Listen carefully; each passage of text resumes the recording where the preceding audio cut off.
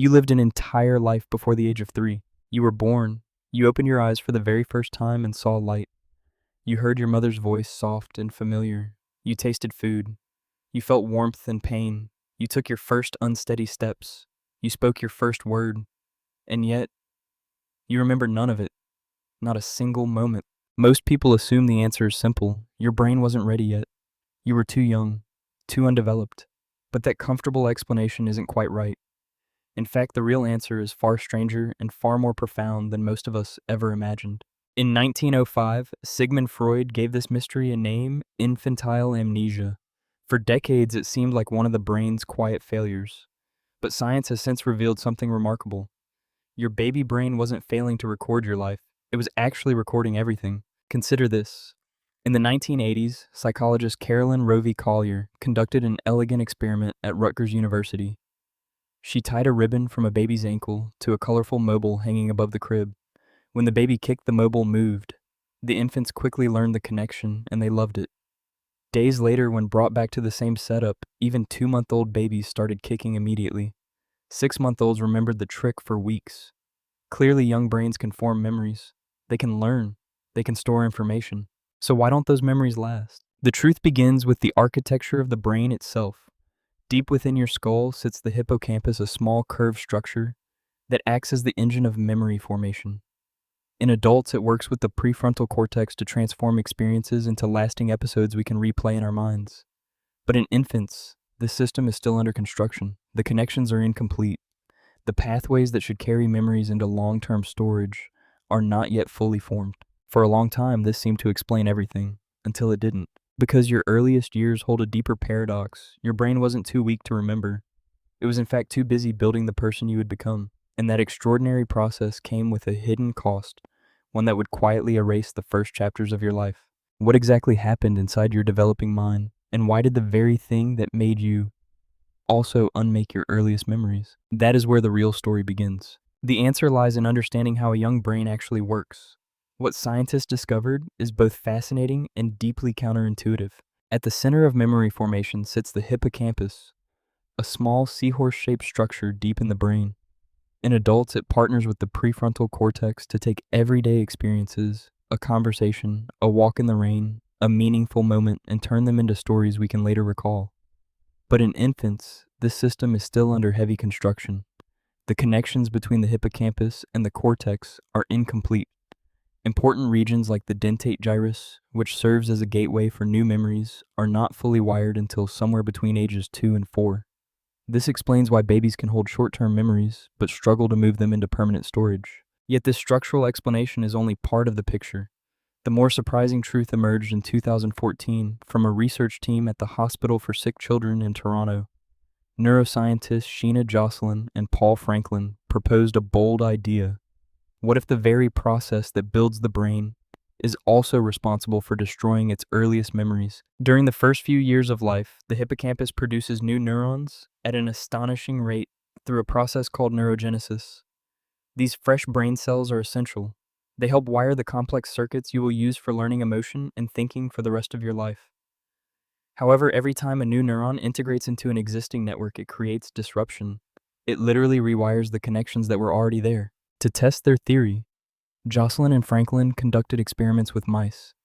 When they artificially increased neurogenesis in adult mice, the animals began forgetting things they had recently learned. When they slowed down neurogenesis in young mice, those infant mice retained their early memories much longer than usual. The results published in the journal Science painted a striking picture. Your baby brain was not too immature to remember. It was too busy growing. The explosion of new neurons that shaped your mind also overwrote the fragile connections holding your earliest experiences. But there is yet another critical piece to this recognition pattern. To form what scientists call autobiographical memory, the kind where you see yourself as the main character in your own life story, you need a sense of self. You need to understand that you exist as a continuous person, separate from the world around you. Developmental psychologists Mark Howe and Mary Courage highlighted this in important studies from the late 1990s.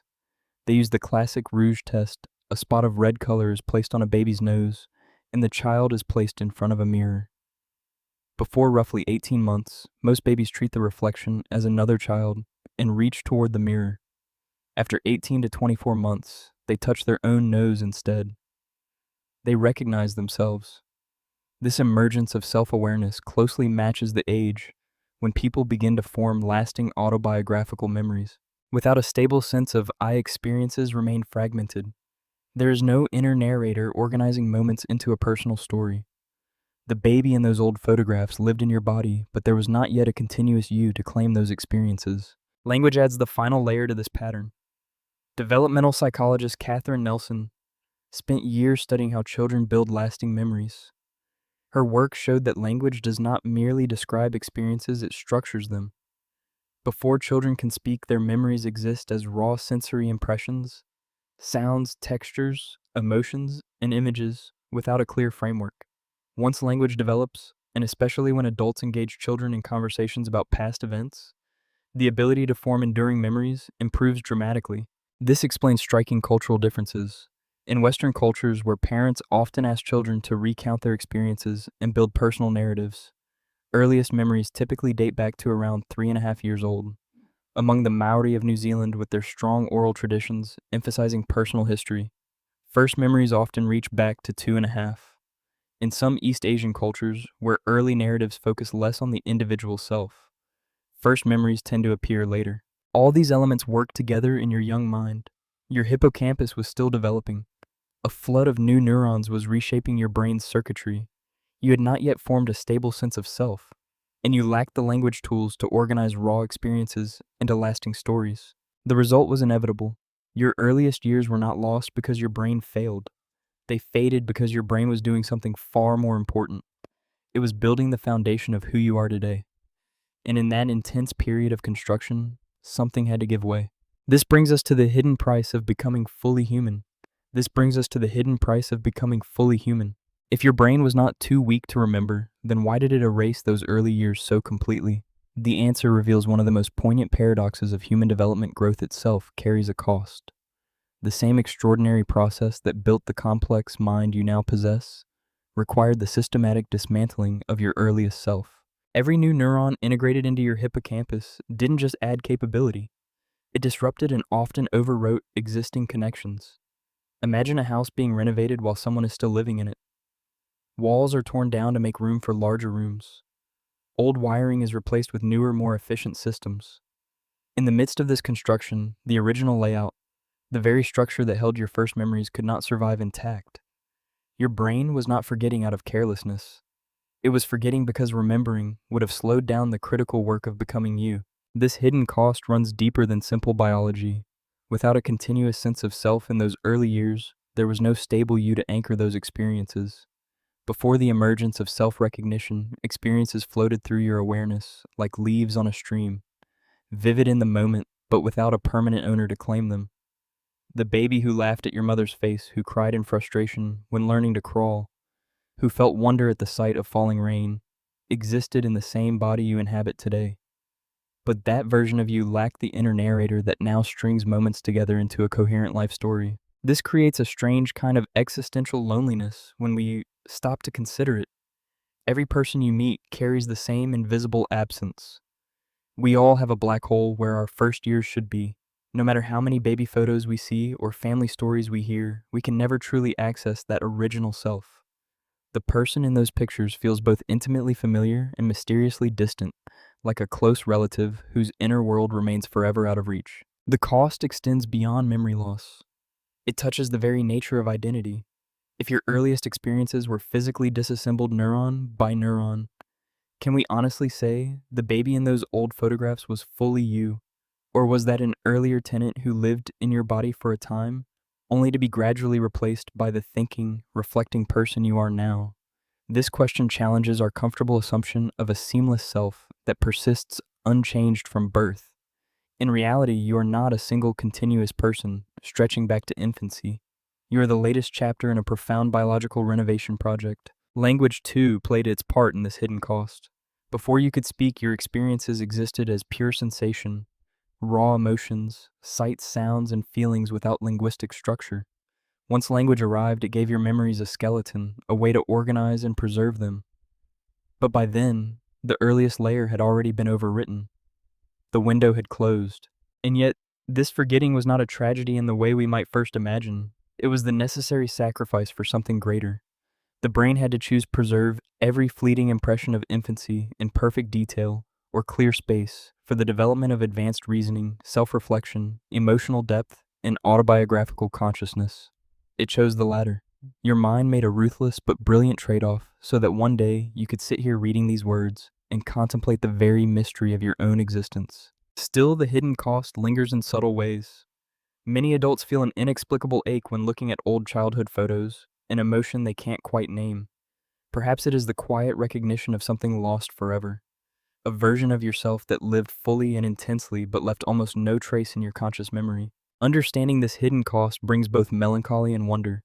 It reminds us that becoming human is not a gentle accumulation of experiences, but a dramatic transformation that requires letting go.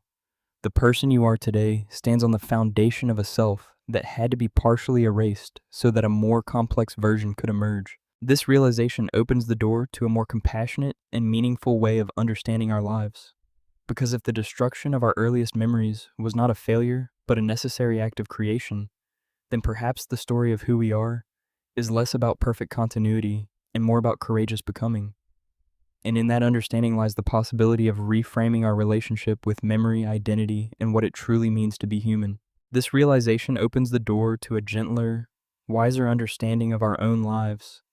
The forgetting of our earliest years was never a flaw in our design.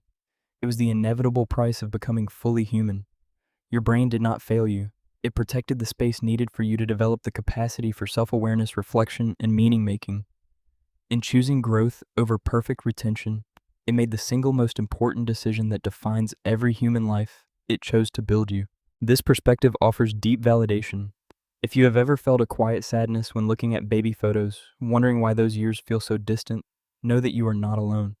Every person on Earth carries the same invisible absence. That shared black hole in our personal histories connects us more profoundly than we usually realize. It reminds us that we are all works in progress, emerging from a mysterious beginning we can never fully reclaim. Reframing this truth changes everything. Your earliest self was not erased because it was unimportant. It was transformed because it had completed its sacred role. That tiny pre-verbal being served as the raw material from which your conscious mind was sculpted. The baby who once existed in your body did not disappear in vain. It dissolved so that you, the thinking, feeling, storytelling person reading these words, could come into being. The loss of those memories was not a tragedy. It was an act of profound biological generosity. Today, this understanding carries practical meaning for how we live. It encourages us to become active creators of memory, rather than passive victims of forgetting. Tell your stories. Record your experiences. Sit with your children and help them build the linguistic scaffolding that will preserve their memories. In doing so, you participate in the very process that once shaped you. You give the next generation what your own brain, in its wisdom, had to withhold from you. In the end, the mystery of infantile amnesia teaches us a beautiful and humbling truth. We are not fixed, continuous beings, stretching back unchanged to our first breath. We are stories in motion, constantly rebuilt, renewed, and refined by time and experience. The person you are now is the latest and most developed chapter in a long biological narrative that began long before you could speak or even recognize yourself in a mirror. So the next time you look at an old photograph of yourself as a baby, smile with quiet wonder. That child was not you in the fullest sense yet. Without them, you would not exist.